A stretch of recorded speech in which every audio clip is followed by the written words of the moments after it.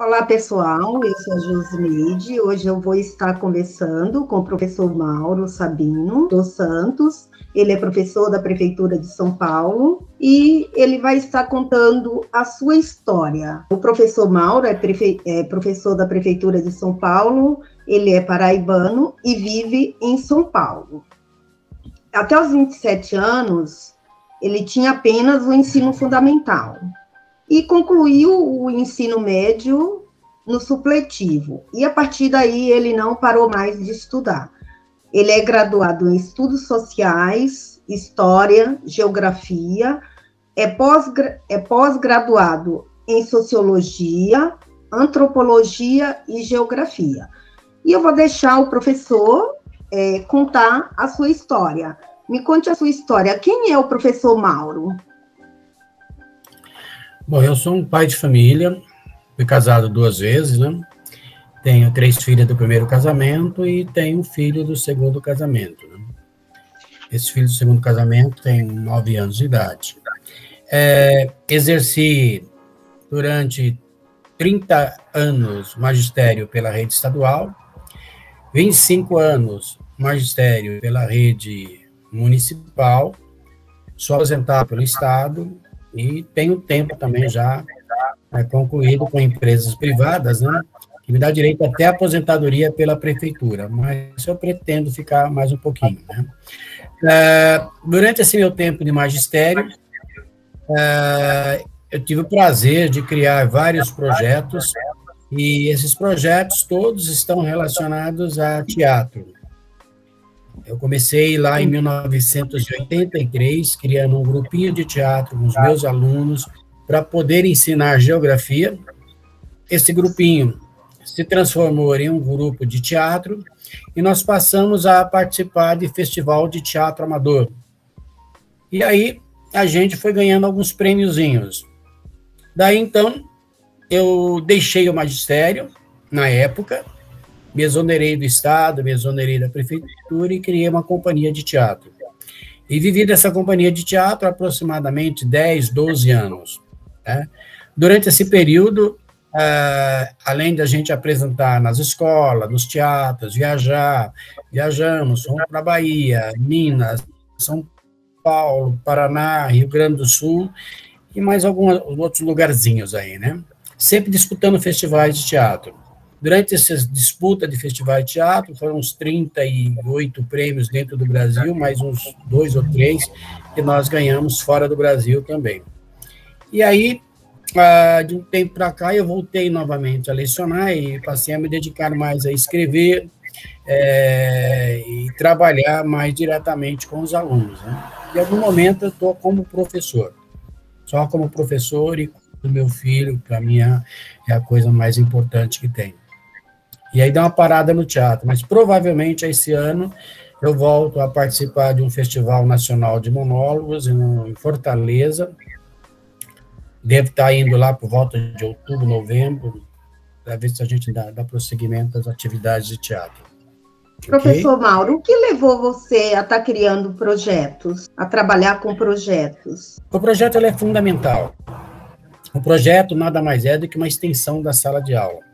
E toda vez que esse projeto é executado, e esse projeto tem, de uma certa forma, alcançado o objetivo, a gente não consegue parar, né?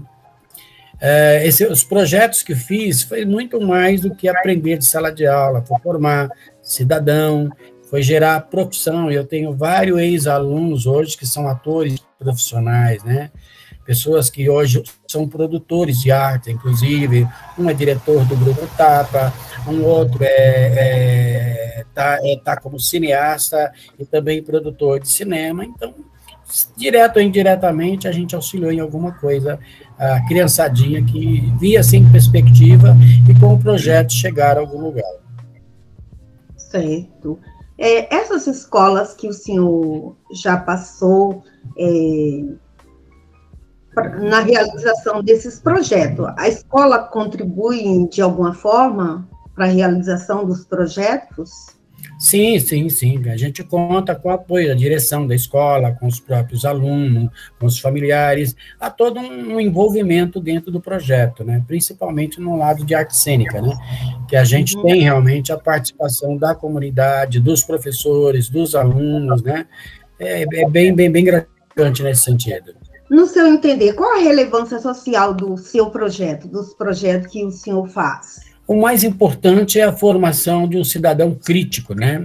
E que esse aluno aprenda a ter a oratória, ele aprenda a se comunicar, ele aprende a disciplina, tem gosto pelo estudo, há todo um processo de transformação no indivíduo que participa do projeto, né? Porque ele tem que participar um pouco mais das atividades. Essa é a sala de aula.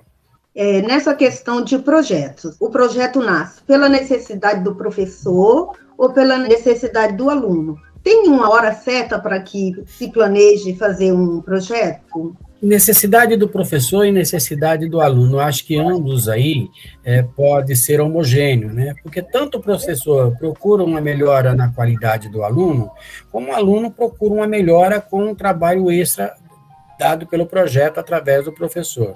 Independente do projeto, né? Ele sempre ganha alguma coisa a mais, né? A mudança de comportamento dos alunos que participam? Os alunos de teatro, assim, há uma mudança muito grande no comportamento. Ele passa a ser mais crítico, ele passa a ser mais participativo, ele passa a ter mais opinião própria. Tem toda uma sequência que vai colaborar para o processo de desenvolvimento dele. Há professores que não gostam de trabalhar com projeto. Tem a ideia que para alcançar os resultados é muito demorado. O que você pode falar para esses professores que pensam dessa forma? Cada um tem uma maneira didática de agir, né? Alguns gostam de lecionar dentro da sala de aula e dão dentro da sala de aula tudo que é possível que ele pode fazer, né?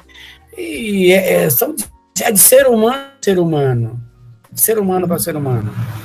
Mas dentro da sala de aula, às vezes, eles fazem o próprio projeto dentro da sala de aula, né? Dando aula, ele cria o próprio projeto. Às vezes, não precisa nem ter um projeto à parte, né? Dentro da própria aula que ele monta, ele tem um projeto diferente. Certo. Nós já falamos sobre os projetos que você já criou, mas agora eu queria que você falasse um pouco da sua infância. Como foi a sua infância? Complicado. Sou paraibano, filho de paraibano, migrante nordestino em São Paulo.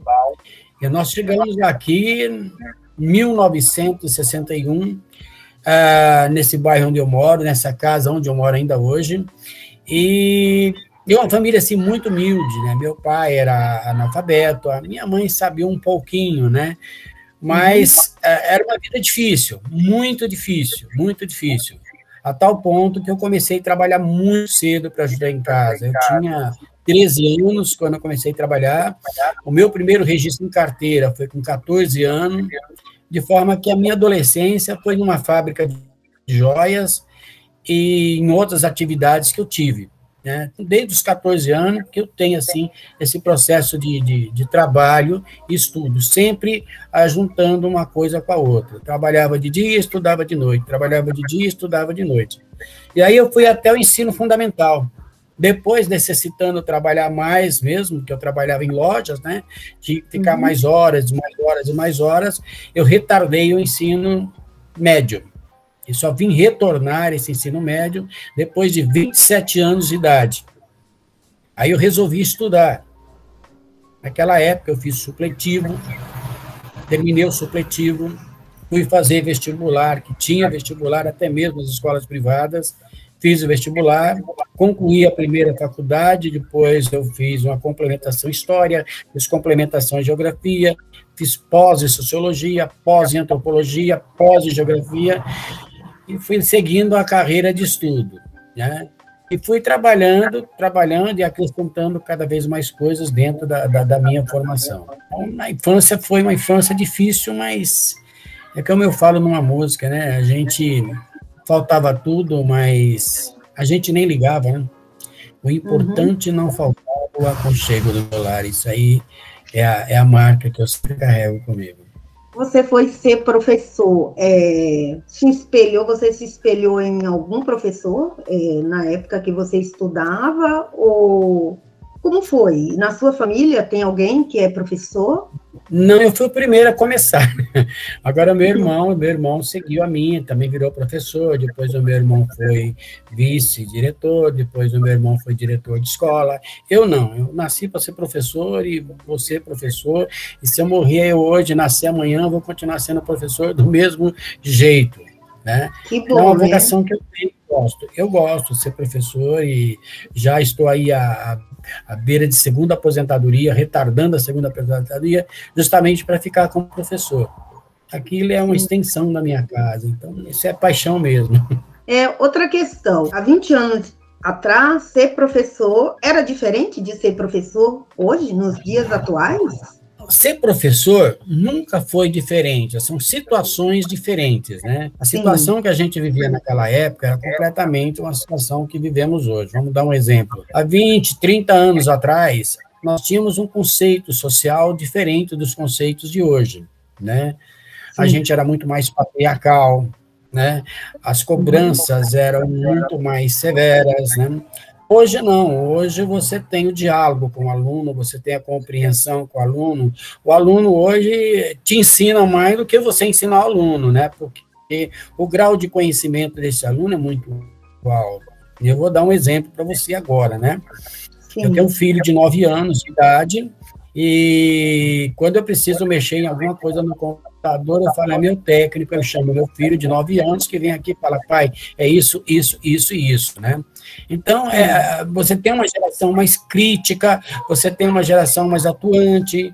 Quando no passado a gente saía, jogava bola, jogava peão, rodava bolinha, né? Hoje em dia você tem os videogames, né? São jogos mais difíceis, que exigem um pouco mais da criança. Naquela época, a família era muito mais próxima, hoje a família é um pouco mais distante em função dos valores econômicos, que faz com que pai e mãe saiam para trabalhar, e aí a criança, basicamente, tinha que ficar por creche, escolas em período integral. Então, são outros valores, né? A escola é a mesma, os valores são diferentes. Quanto mais o tempo passa, mais os valores são diferentes. A gente tem que se adaptar a esses valores, né? E tirar proveito desses valores. Por isso, eu dou aula até hoje com as crianças completamente diferentes do passado. No passado era mais fácil ser professor do que hoje.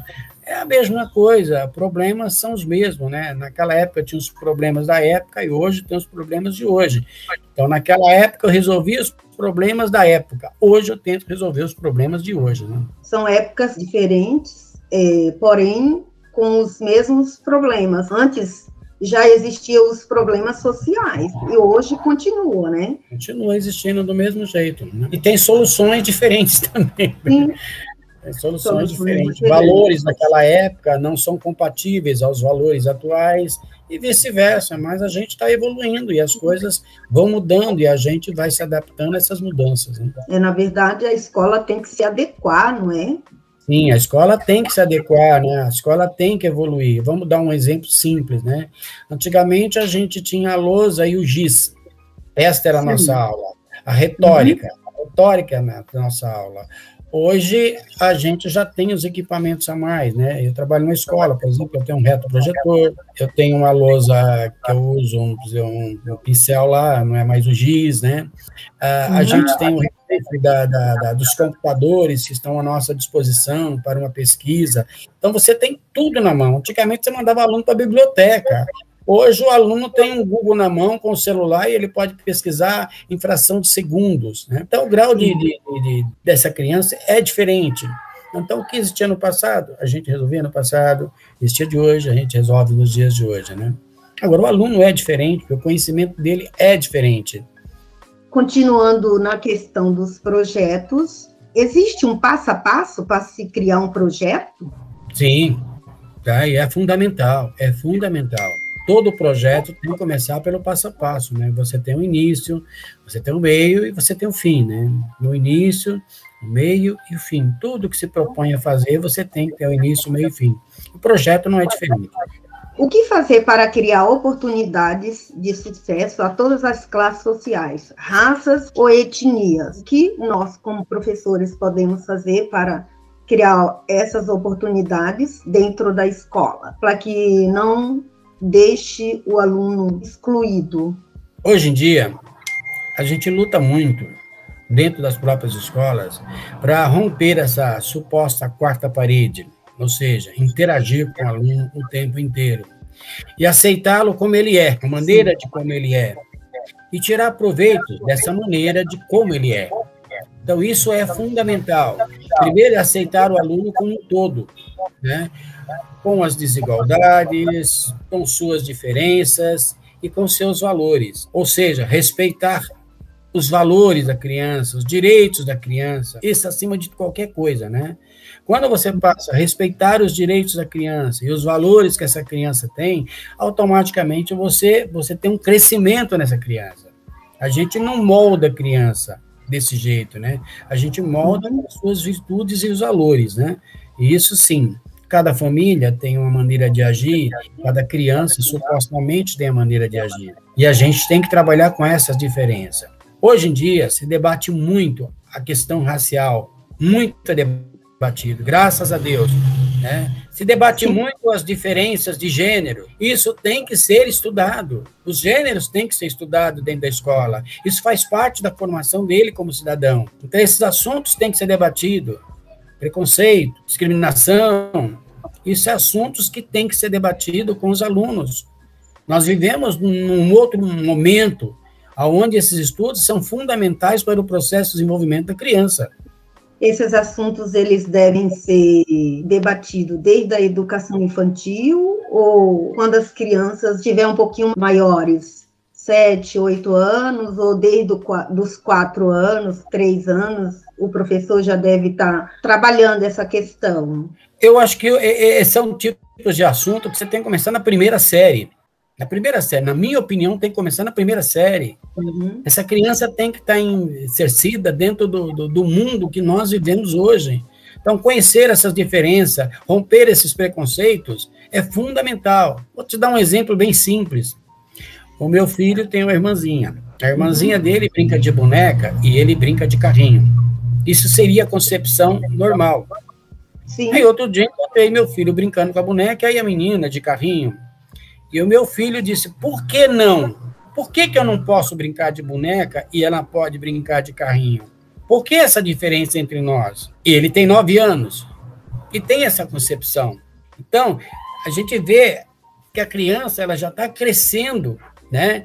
Já se espelhando e tendo, obviamente, juízo daquilo que se faz. Eu sou homem, ela é mulher. Mas ela não é diferente de mim, nós somos iguais, nós somos seres humanos. Agora, a sociedade cria valores para homem e valores para mulher. De certa forma, há uma discriminação nesse modo de ver as coisas. Eu não vejo assim. Eu não vejo o meu aluno pelo sexo, eu vejo o aluno enquanto ser humano. Essa é a minha visão, independente do que ele seja, homem, mulher, homossexual, hétero, que siga lá o LGBTI. Para mim é indiferente, eu vejo ele como ser humano, eu amo como ser humano, não pelas suas diferenças, e essa é a visão que eu tenho, e de todas as crianças, desde as crianças que eu conheço de primeira série, até os alunos de ensino médio, que eu trabalhei por muito e muito tempo, devemos amá-los como seres humanos, independente das suas diferenças, essa é a minha visão. Porque independente de de todas essas questões, ele é um ser humano, é uma pessoa. Exato. Então não muda, continua sendo uma pessoa. Continua sendo, com seus valores, ele é um ser humano. E esse ser humano que a gente deve amar. Amai-vos uns aos outros como eu vos amei. É assim que deve ser. É assim que deve ser. Mas nem sempre está por sendo isso existe, É por isso que existem as diferenças, né? Sim. Porque nem todo mundo pensa igual. Né? E por isso que existe a diferença, e essas diferenças são saudáveis, porque nos permite, entendeu, nos aproximar das pessoas até pelas diferenças.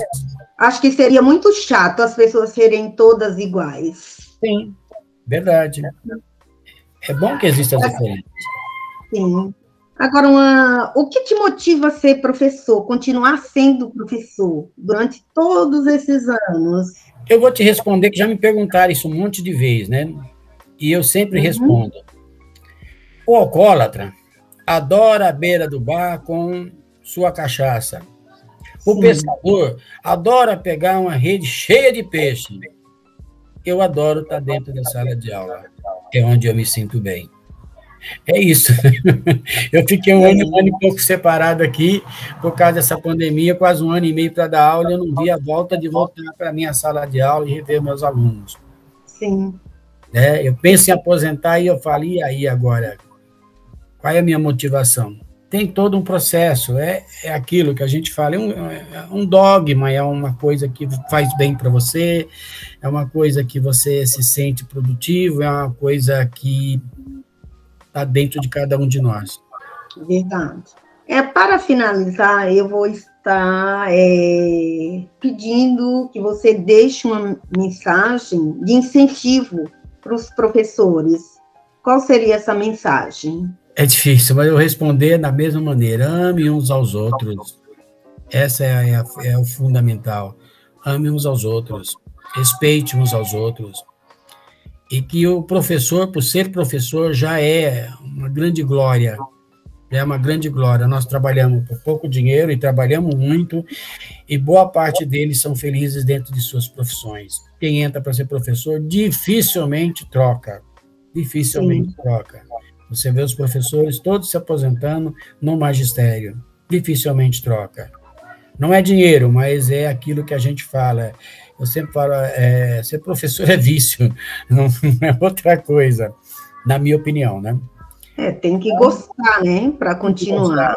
No momento, eu trabalho já com alunos que eu formei como professor, e hoje são colegas meus de sala de professor, os parceiros meus, foram alunos que antes estavam sentados. Outros alunos viraram diretor e eu virei subalterno deles, né? O que eu achei muito bom, eu ter um coordenador pedagógico, aquele aluninho que sentava naquela carteira e entra na escola e fala, professor Mauro, eu sou seu coordenador hoje. Eu falo, graças a Deus, ainda bem que eu formei você. Cada um tem sua caminhada. Eu só gostaria de terminar aqui com um texto que eu escrevi há algum tempo atrás. Sim, por favor. Que diz o seguinte, viver é ter no olhar o brilho da esperança, pois mesmo das trevas ainda é um mundo de sonhos. Parabéns. Eu agradeço pela sua participação, muito obrigada pela sua história. E convido todos os professores que queiram estar participando do canal, Professor Conte a Sua História. E todas as quartas-feiras eu vou estar postando a história de um professor. Então, é muito interessante a gente saber. A gente vê o professor Mauro, mas a gente não sabe quem é o professor Mauro. E a partir assistindo essa entrevista, esse bate-papo, vai ficar sabendo um pouco quem é o professor Mauro. Muito obrigada e parabéns pela sua história. Obrigada. Tchau, tchau.